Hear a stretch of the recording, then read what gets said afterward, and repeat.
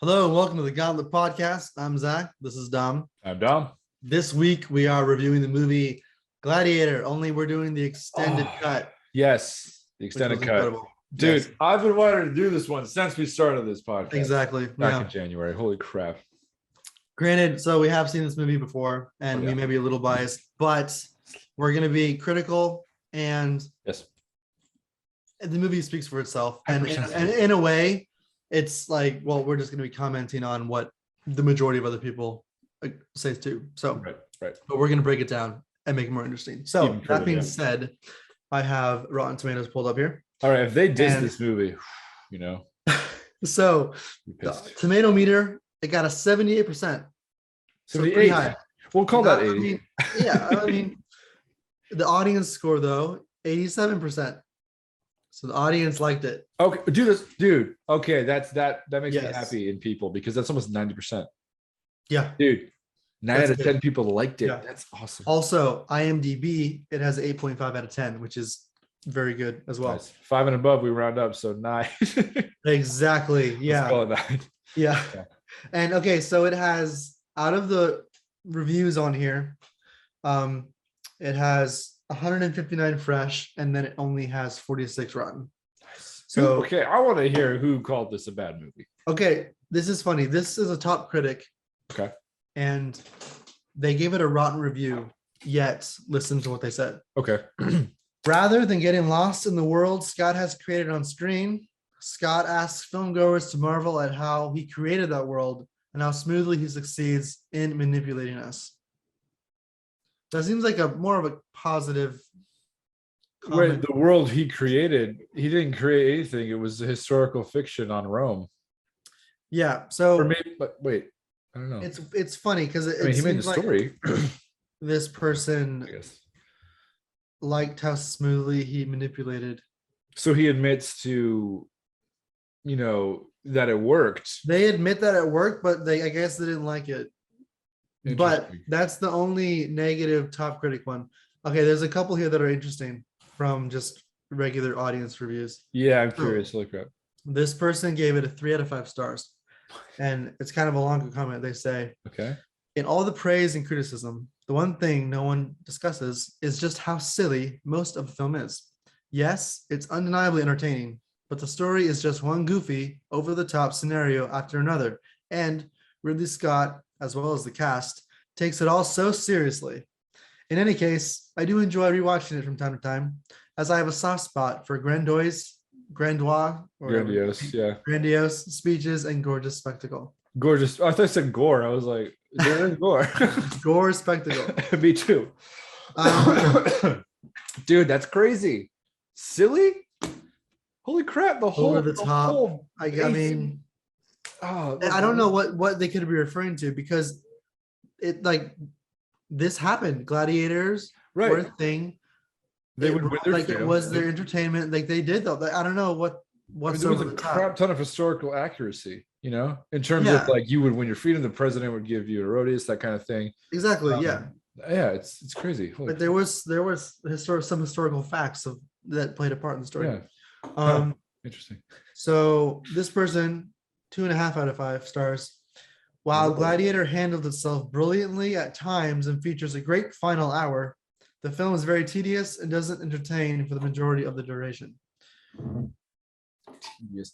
I don't know what they were watching. I don't. But true. I think it's silly. Yeah, I mean, because they're even talking about the basic, like the theatrical cut. They're not even talking about the extended, probably. Exactly. Which this is even longer. This is a theatrical cut. Dude. So I really but for the most part, that's pretty much. I mean, everything else. Like I said, it only got 46 rotten reviews. So right, we can't just focus on the bad ones. For the most part, it was very. And you know what? I want to give some credit to the fact that we love this movie, because I know there's a lot of movies we saw growing up that we love. Mm-hmm. There's a lot of movies I saw growing up that I hate. Exactly. Yeah. So just because I saw it as a kid, I'm not like, oh, it doesn't mean anything that I like it because I was a kid. It's like, no, there's a lot of movies that I would review that I, don't like. Exactly. Yeah. So this was one of the ones that I did, obviously. Yes. So, I'm glad everyone else did too. It's pretty cool. Yeah. 9 out of 10. All right, so jumping straight in from that, we'll go to The movie breakdown. breakdown. So Okay. So I thought the stages are set beautifully, like the different exactly. Yeah. sections. Yeah. Yeah. So first off, the opening sequence, it's only 12 minutes, and yet I think it is one of the most impactful in we'll say I want to say in movie history, but Yeah. I'm biased. I'll say in historical movie history, Okay. like Yeah. historical movie dramas.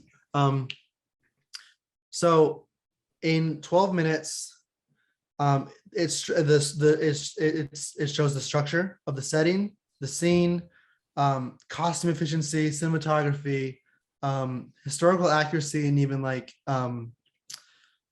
even like the way Rome worked with its army, Right. the Which tactics is used. what won them so Um, much. They were so smart with it. exactly, like Yeah. even the small thing where they're coming forward, the barbarians shoot their arrows, they go in a turtle, Right. they charge, they come like that is why Rome was so efficient. Their Yeah. way of fighting was brand new.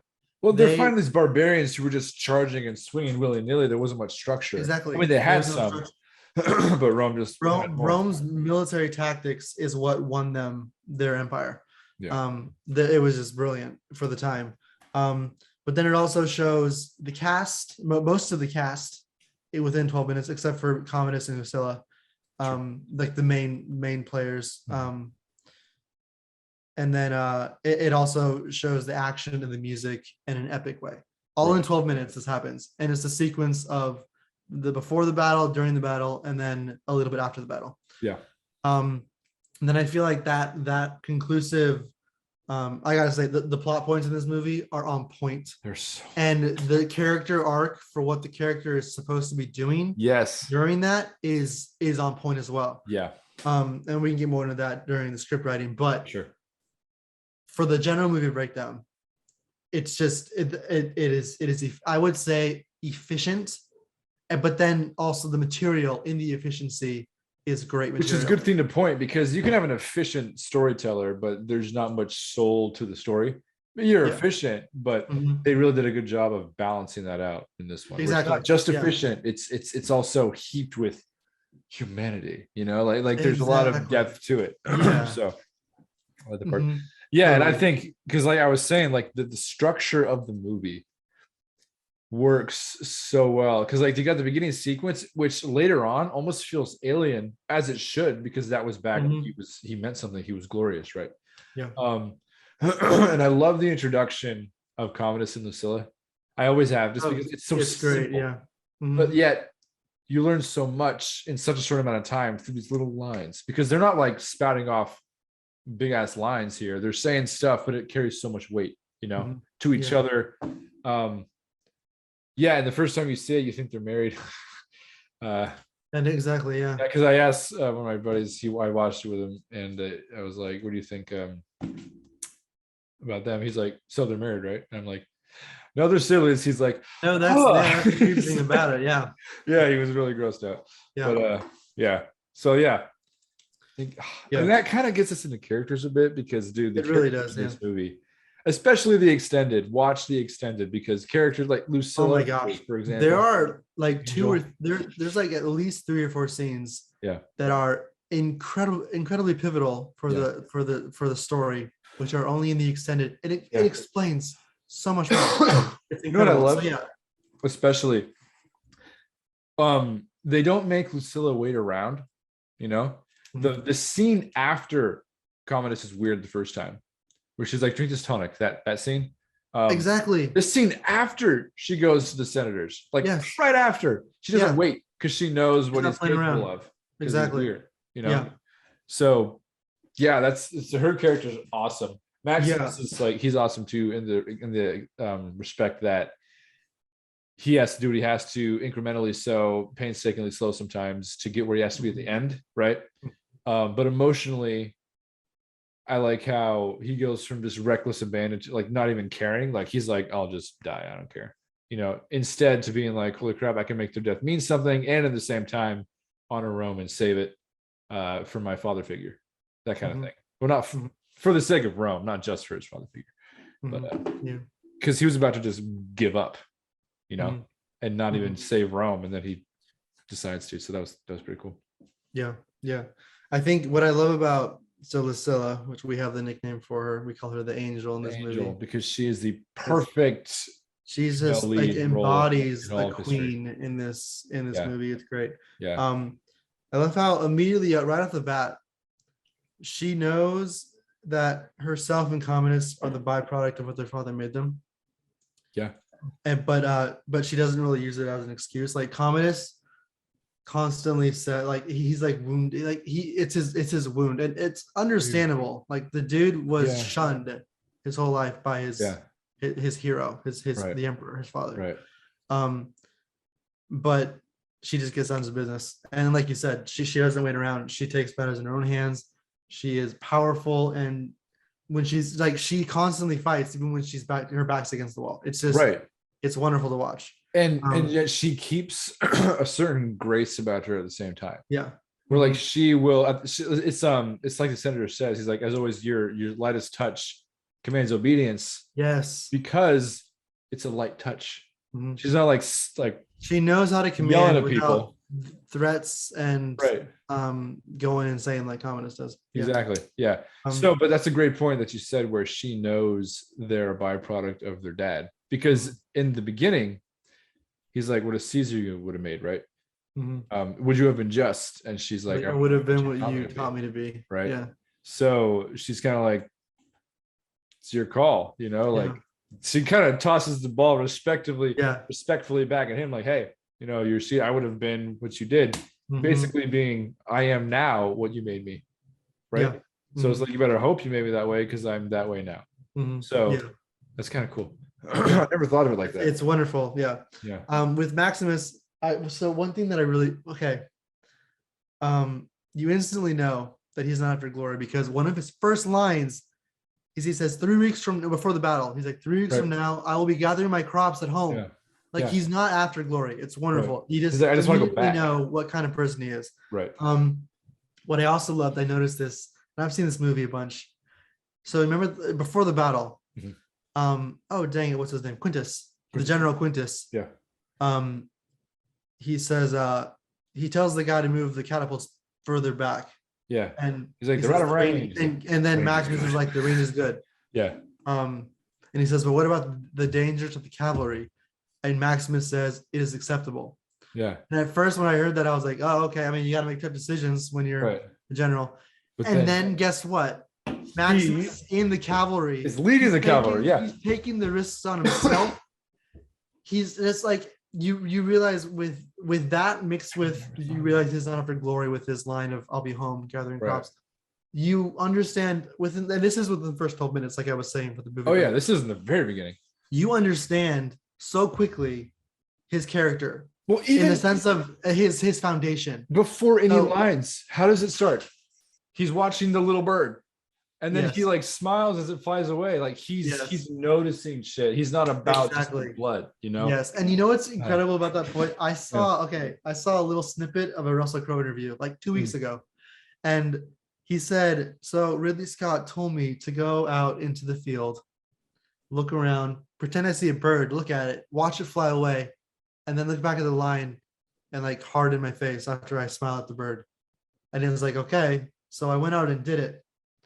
And then Ridley walked up to me and he said, we're going to work well together. Holy crap. Because Ridley loved how he did it. Yeah. Yes. Russell Crowe understood exactly what he meant. So it was just really cool, because then I saw that and I was thinking about like, that's so cool. Right. But yeah, I love his arc. It's so interesting because he's even from the beginning, he's such a good man, even Marcus Aurelius tells him these things. But then he goes through an incredible crisis of faith, morality, and sanity. But at the end, he reverts back to his roots, but he does in an unhinged way still. Like, it's not cliche in the sense of, he goes through hell, but at the end, he becomes exactly the way he was. He's exactly how he was. He was back to being that guy. No, he is forever changed by his experiences and his scars, but he clings to his roots, which is great. I just love that about Maximus. And I'm gonna send you this Vine Okay. that this one guy did. It is hilarious. It's with Gladiator in mind. Okay. So he's like walking through the wheat field. Have you seen that one? I don't think so. No. Yeah, well, okay, I'll send it to you then. Okay. But yeah, so the whole like, because his roots were so deep and genuine to begin with, right? Yeah. That's why he can go back to them, right? It's not like, oh, now like because he says, well, I just watched it. yeah, no, Oh my isn't gosh, it that is hilarious. That is He's great. just sitting there. Just like the fact that it's not cliche in the sense of I got to be good because that's what they do. It's like, no, because of his personal experience. And also, it doesn't change until, which is great. The structure, it doesn't change until after the second plot point when he becomes the hero, which is what the hero's what the protagonist is supposed to do in the structure of the story. It's great. Commodus, to touch on him a bit though. Yeah. What makes him so great is kind of like they did with Thanos in Marvel. Yeah. They invested time into the antagonist. Yeah. And you really understood him as a person, which made everything so much better. Well, yeah, you could relate, not relate, right? But understand. Maybe some people can.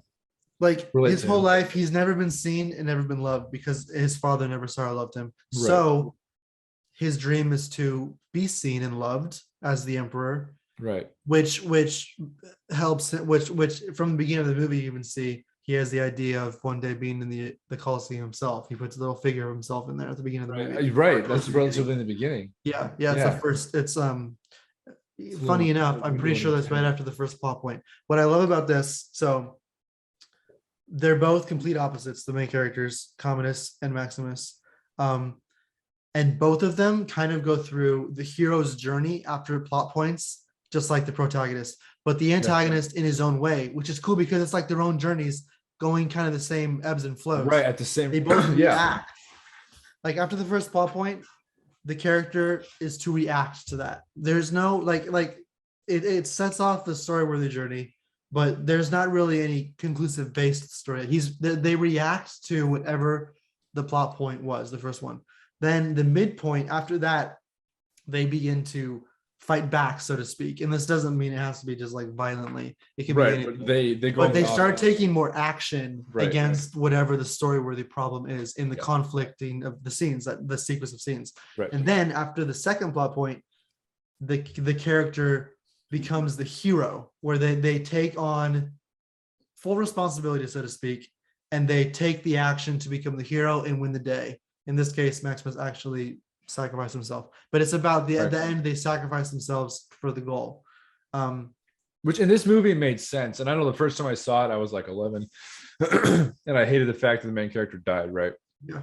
But for the story, it makes so much sense. It's beautiful. Yeah. It's so cohesive because just the ending is great. Like I said, the structure of this movie is on point. Yeah. And then both of those characters go through that journey. It's just great. Right. Well, they both die. Yeah. Okay, we should move on to acting. That's true. Out of time already. Acting though, honestly, I mean, I can't say much on this, but it was amazing. The scenes that stand out to me best is the Maximus. Stop that one. Yeah. Between Lisella and Maximus,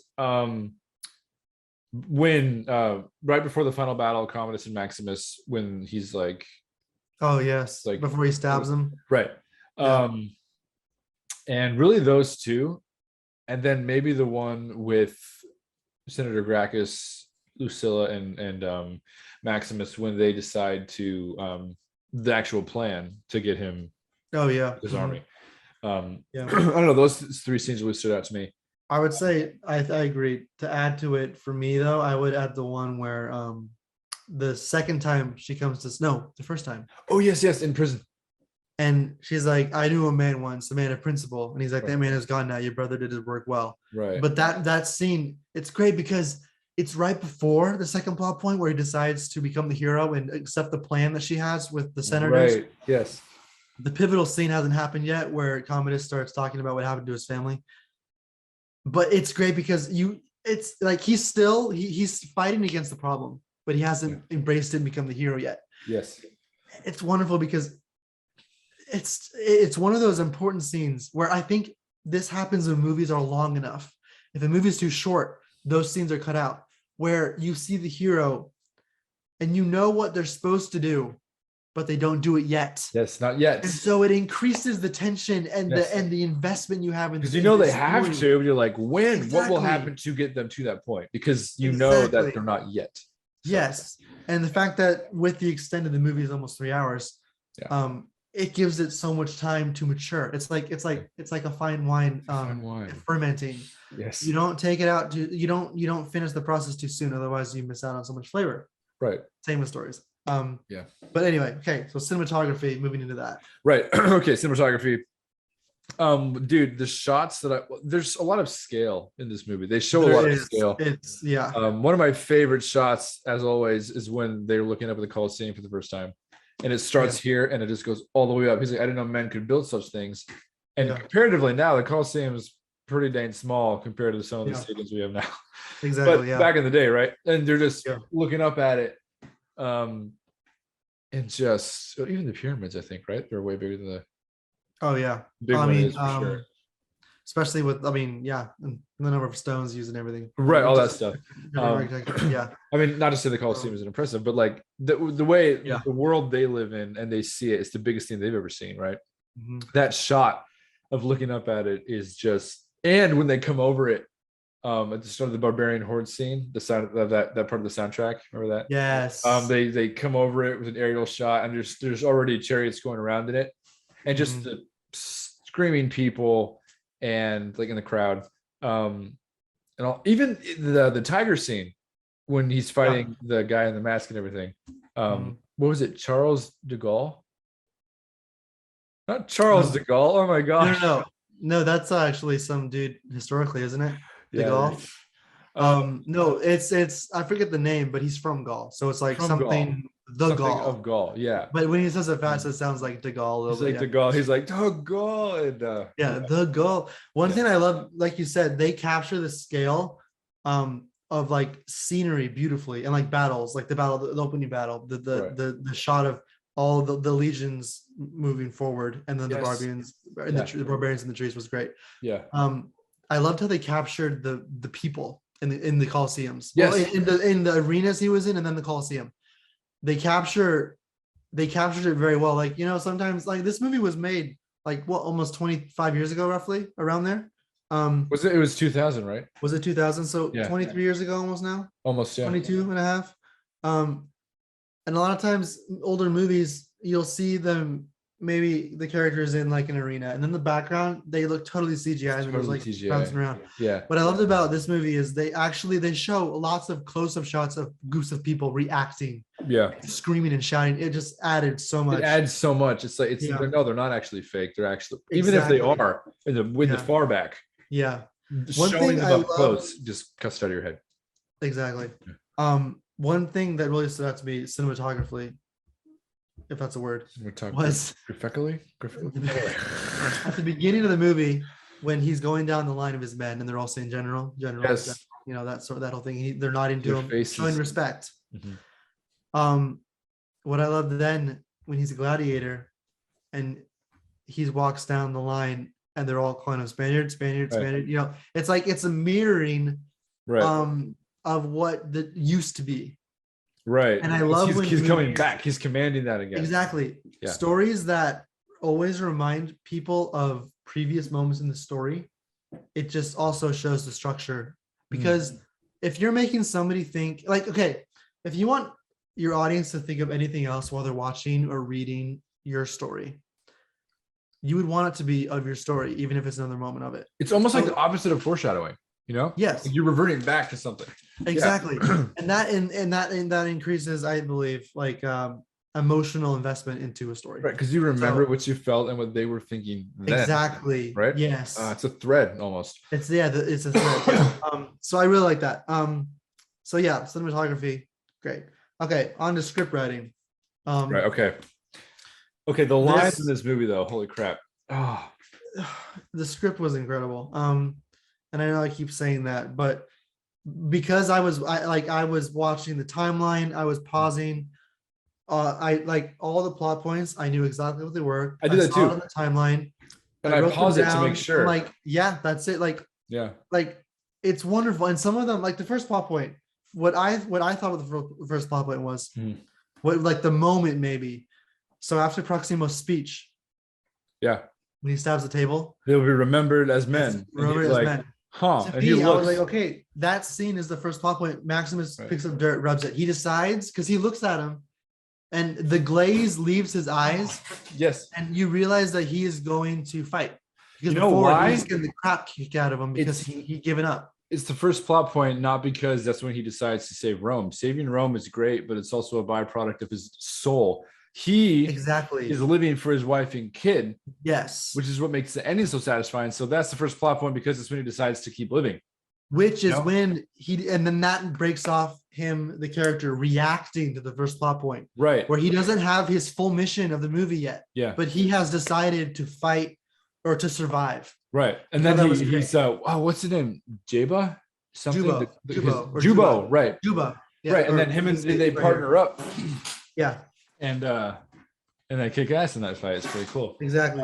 Juba. Yeah, Juba. Yeah, Juba's Juba. in there. Just like that moment, he's deciding, because Exactly. the whole the conversation he has with Caesar in the beginning,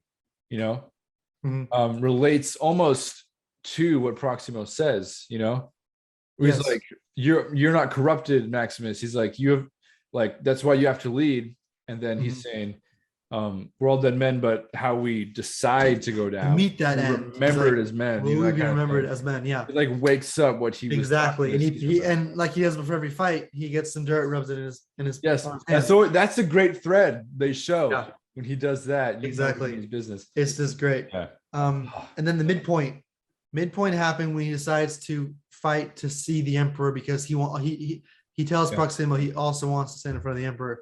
That is when he transitions from reacting to fighting for a goal. He's like, okay, this is what I want to do now. So now he has become, they call it the wanderer, the warrior, and then the hero. Yeah. So the wanderer is reacting to the first plot point. The warrior is fighting against the plot is thickening. Yeah. And the hero is when he sacrifices, be it the hero dies or not, but it's still the sacrifice of the hero to complete the end game. So he decides to fight. He's now he's not just reacting, he's fighting. And then back to back with that is the scene where Juba convinces him. He says, "But not yet." It's like, not Don't yet. go meet your family yet, not yet. And he says, "But not yet." He's like, So again, he has decided to fight even more Right. so than just reacting and not meet his end in a bad way. He has decided to not just fight so he can die in a good way. Like, he's not just gonna let him kill. right. He's not like, oh, the glory of dying with honor. Exactly. Because originally it almost looked like he will fight until he fights somebody better than him, then he'll just die because he wants to be with his family in the afterlife. Right. But after this scene when Juba convinces, or not convinces him, but he says, "But not yet," and Maximus kind of in a sad smile says, "But not yet." Yeah. So okay, that's back to back with the Proximo scene. Now he's the warrior now. He's entered He into moves the into the warrior warrior role. phase. Yeah. Exactly. Which is just great. And then the second plot point Satisfying. is when he decides to go along with Lucilla's plan. Right. Which is right after Commodus throws the horror of what they did to his family in his face. And he realizes the best way to do it is to get rid of Commodus. Which is right after, which is great. The sequence turns of her scenes. down. Lucilla comes to him. He turns him down. He gets all mad. He's like, "I'm a slave. I could die in the cell tomorrow. Or I could die in the arena tomorrow in the cell tonight." Yeah. He's like, "There's nothing I can do." And he's like, "I knew a man once a principal." He's like, "That man's gone now." Right. And He's then like, I don't want to part the of it. next day, Commodus comes out after the fight and throws it in his face horrible things that happen to his family. Yeah. He realizes, he talks to his servant Cicero. Yeah. He says, "Tell her this," and then he meets with him and he decides to go along with the plan. And Remember, she then gives on, him a sandwich. the remember? sandwich. When? Not really, but that's our running joke, is that she's like, "For your loyalty, soldier." Oh yes, He has like a bite out of it. yeah, because she's eating a sandwich in the Right. thing. That was our running joke when we were little. But then after that scene, he becomes the hero. Yeah. He has now accepted the whole plan, and then Yeah. he sacrifices everything for it. So Yeah. I just kind of ranted there, but that is the story. That is the hero's journey. It's so on in point. A Yeah. story. It's the structure is impeccable, Yeah. and the content within the structure is impeccable as well. Oh, we're So- gonna run out of time here, but dude, okay. Oh my gosh, we got 80 minutes here's the left. deal. Music. Oh, The music. movie, both of the exciting bits, the exciting music for the exciting bits, right? And then the deep music for the deep bits. It all hits home. Like it's so good. I'd play it if it wasn't going to be copyrighted on YouTube. But oh man, you gotta look it up on YouTube or watch the movie. I think, yeah. Oh, I think one of the things they really employ in the music of this movie is some vocals, and they're not words necessarily, but just like almost a haunted. It's I think the same woman does all of it for she. Yeah, is she featured in? No, it's Lisa Gerrard. Yeah, Lisa Gerrard. Okay. Yeah, it's like a haunted voice. It's incredible, and I think one of my favorites is Well Now We Are Free. That soundtrack or that score in the soundtrack. Yeah, it wraps up the movie, and it's sad yet happy because at the end of the movie, Maximus he dies, right, but he wins still. Right, and even the happy moments that aren't super jovial, it's just peace. It is because he's there now. Because the music they're playing, it's really short, but it's called Elysium. That soundtrack when he goes. Yes, that's right. It said and he's walking through the fields going to his family. When he actually meets them again and everything, and it's so haunting, but it's so peaceful, which I mean, we gotta hurry. But in the battle scene, right?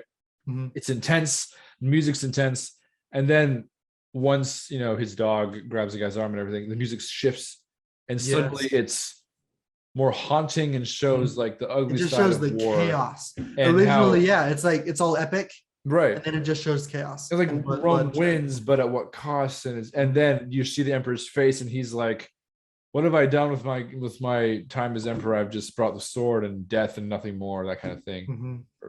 I brought the sword. It's like and nothing more. And nothing more. Yeah. Just so good. So good. You can quote this movie pretty well because we've seen it so many times. Yeah. Okay. Meaning. Wow, there's a crap ton of meaning. I feel like the characters are so layered. So if we want to go with just Maximus, since he's the main character, one of them. Well, I guess we could do Lisella too, maybe. Maximus is they should have been a power couple. It's kind of sad. Well, it's so bittersweet because they kind of do become one a little. Yeah. But then she even she tells him go to them. She says go to them. She lets him go, even though he's gonna die anyway. But it's her way mentally letting him go because of the romance he still has with his family and his wife and his son. It's just beautiful. But I mean, Maximus's meaning of like from turning from pure wrath, which if your family's butchered, I'd say that's pretty justified. But I think coupling it with saving the world, the known world, right? Because it's saving Rome, right? So by doing that, he saved a crap ton of people. And he didn't let so his Maximus's meaning thread, you could say, it's his family. His family is the root of pretty much everything. He doesn't let their demise destroy him. He actually uses it to propel him to succeed. So it's like, so what do you think his family would want? So they're dead. Do they want to be like, okay, now self-destruct because we died? Right, exactly. No, they're like, don't do that because we died. Like, cherish us, but succeed, So I think his meaning is well, I guess whatever you could construe from that. It's kind of like his center. He never lost his center, even though it was taken from him. Right, like he uses it to propel him forward. Yeah. But it came out right in the end. And I guess Lucilla's is kind of the same. It's her son. Well, yeah. And even though she is in love and falls in love even more so with Maximus still, because her son is threatened, she still has to give up the plan because her son it's her son. Lord. Like what mother wouldn't? Right, because she has to. As sad as it is, she has to give up the plan. And the cool thing is Maximus understands that because the first thing he says to her once he's on the ground, she runs up to him is, Lucius is safe. Her son is safe. He understands, even though he knows the plan fell apart, and he knows probably that she was the one, like he said the last time when they kissed goodbye. Right. He says, you did all this. And she said, yes. So he knows it was her, even who gave up the plan. But he knew also because of Lucius, like the threat of her family. I never thought of that before. He understands because they both have man. that family element, which is the core of their being, and it's the meaning that they have. Well, that line where he's even got his hand on her throat, right? He's Yeah. like, my son was innocent. She's like, so is And mine. that's what gets through to him. Yeah. He lets go, and and his anger subsides a bit at her, at least. So I would say honestly, I mean, so for the two main characters, their meaning is like the family element and not letting it destroy who they are, but actually they use it, propel it forward. Anyway, we should grade it because we're at 2 Holy minutes. crap. Yeah, we're at almost 3 minutes. But oh my gosh, I wish we didn't have a time limit because this movie is incredible. It's so stupid. This happened just a few months ago. Exactly. I'll get a premium new plan. policy. Yeah. Yeah. We might need to upgrade to their upgraded. Sure. Okay, movie breakdown. What won't get That's anyway, the problem. Yeah. Okay. Movie breakdown. Yes, for me. Yes. This Character development. Yes, for me. yes, definitely. Definitely, yes. Antagonist versus protagonist. Did we skip that one? This? We skipped it. We skipped that one. I guess we did. We kind of talked about it when we talked about right, because we broke down Commodus too. We talked about how they both went through the same thing. Yes, but it was pitted against it. So technically no, but verbally yes. Yes. Okay. Well, then yes. We'll give it a yes. Yeah. Yes. The acting is on point in this movie. So, all right, cinematography. Normally, okay. So for the past few, I've been saying no just because I don't know much, but there are actually multiple sequences of scenes and shots in this movie where I can see what they like, and I know nothing, but I can see that there's meaning behind it. So I'm gonna say right, especially the scene where me too. With the scene where they Commodus and Lisella come back from the battle and the clouds part and they're showing Rome, like the city from the air. Yeah. How freaking big it is. The scale, it's for like how far back it was. They exactly, built all that. Yeah, like, goodness. Wonderful. Script writing, yes, for sure. Music, I want to do double. Can I give this 5 stars just for one category? 5 stars. Meaning as well. Okay. Yes. Yeah. Okay. It passed. It's one of the golden movies. Did we expect anything less? Exactly. I don't think. And so. honestly, so I mean, and it's kind of like even all the reviews, like almost all of them are like they're all above pretty much around 90% at least. Yeah. So the general public knows this as well. So we're not just definitely. It's like it's pretty dang high. It ranks pretty dang high. Okay, exactly. cool. So, all right. Next week, we'll see you next week. If you have any suggestions for the next episode, let us know in the comments below. We will look at that. And next week, we're gonna find something. I want to do something again. Since we did one we've seen before, I want to do something totally new. Totally new. Okay. Join us next week. Comment, like, and we'll see you next time. All right. Ciao.